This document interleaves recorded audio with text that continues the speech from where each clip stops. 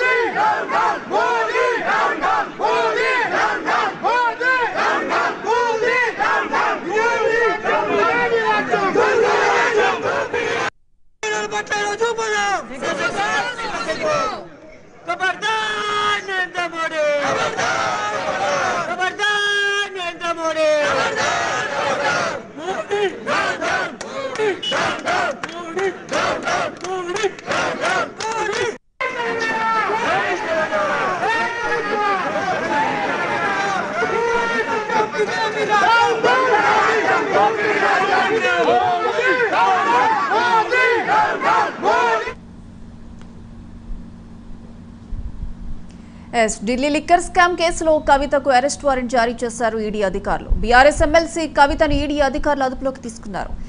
ఇదే అంశానికి సంబంధించి లేటెస్ట్ అప్డేట్స్ మా ఇన్పుట్ ఎడిటర్ నవీన్ లైవ్ లో అందిస్తారు. నవీన్,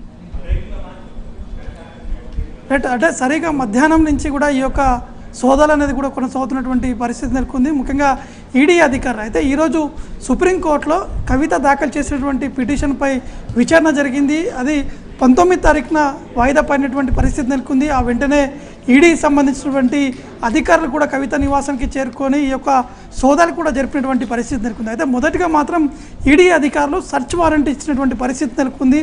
దాని తర్వాత అక్కడ సోదాలు నిర్వహించిన తర్వాత అరెస్ట్ వారెంట్ కూడా జారీ చేసినట్టు కూడా మనకి సమాచారం అందుతుంది. కానీ కవిత సంబంధించినటువంటి న్యాయవాదులు మాత్రం ఎటువంటి అరెస్ట్ వారెంట్ మాత్రం ఎక్కడ కూడా ఇవ్వలేదు, అరెస్ట్ అయితే ఎక్కడ కూడా జరగలేదని చెప్పేసి కూడా వారు చెప్తున్నటువంటి పరిస్థితి నెలకొంది. అయితే ఇప్పటికే కవిత నివాసం వద్ద ఒక ఉద్రిక్తమైనటువంటి పరిస్థితి నెలకొన్న ఇటు బీఆర్ఎస్ పార్టీకి సంబంధించినటువంటి కార్యకర్తలతో పాటు బీఆర్ఎస్లో ఉన్నటువంటి సీనియర్ నేతలందరూ కూడా కవిత నివాసం వద్ద కూడా చేరుకొని ఆందోళన చేస్తున్నటువంటి పరిస్థితి నెలకొంది.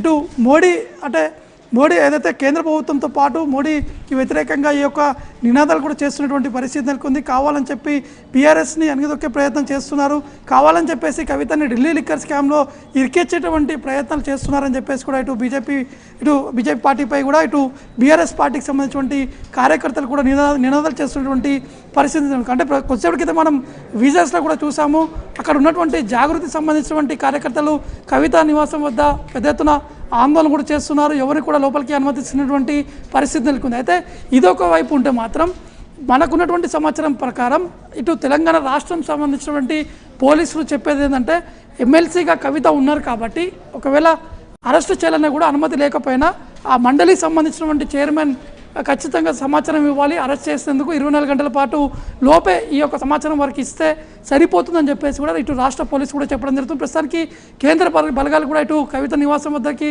చేరుకున్నారు. వారందరూ కూడా అక్కడ ఉన్నటువంటి కార్యకర్తలందరినీ పంపించేటువంటి పరిస్థితి నెలకొంది. ప్రస్తుతం మనకి సమాచారం అందుతుంది, కవితని అరెస్ట్ చేశారు, ఆల్రెడీ అదుపులోకి తీసుకున్నారు. కొద్దిసేపటి క్రితమే అరెస్ట్ చేసినట్టు కూడా అధికారులు ప్రకటించినట్టు కూడా తెలుస్తుంది.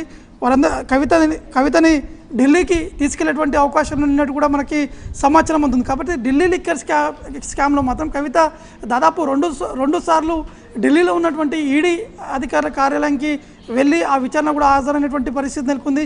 వారు అడిగినటువంటి ప్రశ్నలు కూడా వారు సమాధానం కూడా చెప్పినటువంటి సిచ్యువేషన్ కూడా నెలకొంది. అయితే కవిత ఎప్పుడైతే ఢిల్లీలో ఈడీ అధికారుల ముందుకు వెళ్తున్నటువంటి సమయంలో ఆ మిస్యూజ్ అయినటువంటి ఫోన్స్ ఏవైతున్నాయో అవన్నీ ఫోన్స్ కూడా ఉన్నాయి, అవన్నీ సాక్ష్యాలు ఉన్నాయని చెప్పేసి కూడా కవిత చెప్పినటువంటి ఆ సిచ్యువేషన్ కూడా గతంలో మనం విజువల్స్ కూడా చూసాం. కాబట్టి ఈరోజు జరిగినటువంటి సోదాలో మాత్రం కవితకు చెందినటువంటి 2 ఫోన్లతో పాటు కవిత నివాసంలో పనిచేస్తున్నటువంటి సిబ్బంది ఫోన్లను కూడా ఈడీ అధికారులు స్వాధీనం కూడా చేసుకుని కూడా తెలుస్తుంది. ప్రస్తుతానికి ఒక హై టెన్షన్ అనేది కొనసాగుతున్నటువంటి పరిస్థితి నెలకొంది. ఒకవైపు ప్రధాని నరేంద్ర మోడీ హైదరాబాద్లో రోడ్ షో కూడా నిర్వహిస్తున్నటువంటి నేపథ్యం కనిపిస్తుంది. మరోవైపు కవిత అరెస్ట్తో ఇప్పుడు తెలంగాణ రాష్ట్ర రాజకీయాలు కూడా వేడెక్కినటువంటి సిచ్యువేషన్ కూడా నెలకొంది. ఎందుకంటే గతంలో అసెంబ్లీ ఎన్నికల ముందు కూడా చూసాము, ఇటు బీఆర్ఎస్ బీజేపీ ఒకటయ్యారు కాబట్టి ఈ లిక్కర్ స్కామ్ని పక్క పెట్టారని చెప్పేసి కూడా ఇటు కాంగ్రెస్ పార్టీకి సంబంధించినటువంటి నేతలు అనేక ఆరోపణలు కూడా చేసినటువంటి సిచ్యువేషన్ గతంలో కనిపించాయి. కానీ అప్పుడు మళ్ళీ సైలెంట్ అయినటువంటి బీజేపీ ఇప్పుడు మళ్ళీ ఈ విధంగా వ్యవహరిస్తుందని చెప్పేసి కూడా బీఆర్ఎస్ పార్టీ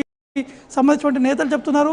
కావాలని చెప్పి ఇది కవిత పైనే కాకుండా కేసీఆర్ కుటుంబంపై ఏదో ఒక ఆరోపణలు చేసి ఇదొక విధంగా ఇబ్బందులు పెట్టే ప్రయత్నాలు జరుగుతున్నాయని చెప్పేసి కూడా ఇటు బీఆర్ఎస్ పార్టీకి సంబంధించినటువంటి నేతలు కూడా చెప్పడం జరుగుతుంది. ప్రస్తుతానికి కవితని ఢిల్లీకి అధికారులు కూడా తీసుకెళ్లేటువంటి అవకాశం ఉన్నట్టు కూడా తెలుస్తున్నాయి. ఢిల్లీకి ప్రత్యేక విమానంలోనే ఈడీ అధికారులు కవితని ఢిల్లీకి వెళ్ళి రేపు కోర్టులో హాజరుపరిచేటువంటి అవకాశాలు ఉన్నట్టు కూడా తెలుస్తుంది. ఎందుకంటే 24 hours లోపు హాజరుపరచాలి కాబట్టి ఖచ్చితంగా దీనికి సంబంధించినటువంటి డేటా కావచ్చు, వారికి సంబంధించినటువంటి ఆధారాలు అంటే ఈరోజు సోదాలు జరిపినటువంటి సమయంలో మాత్రం ఎటువంటి ఆధారాలు సేకరించారంటే కొన్ని డాక్యుమెంట్స్ కూడా అధికారులు స్వాధీనం చేసుకున్నట్టు కూడా తెలుస్తుంది. దాంతోపాటు అక్కడ ఉన్నటువంటి కొన్ని ఫోన్స్ కూడా స్వాధీనం చేసుకున్నట్టు కూడా తెలుస్తున్నాయి.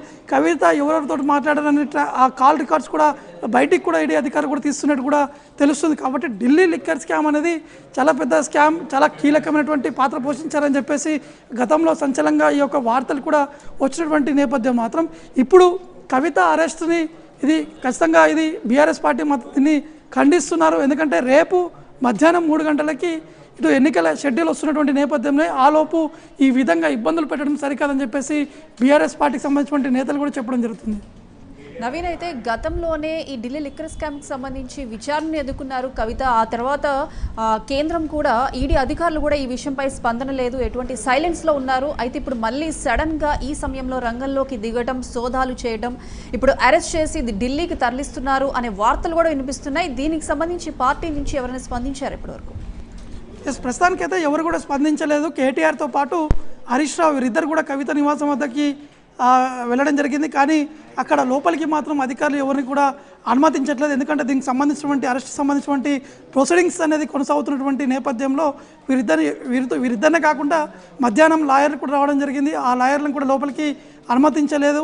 ఎందుకంటే అక్కడ పూర్తి స్థాయిలో బందోబస్తు కూడా ఏర్పాటు చేశారు. ప్రస్తుతానికి కేంద్ర బలగాలు కూడా అక్కడ చేరుకున్నాయి.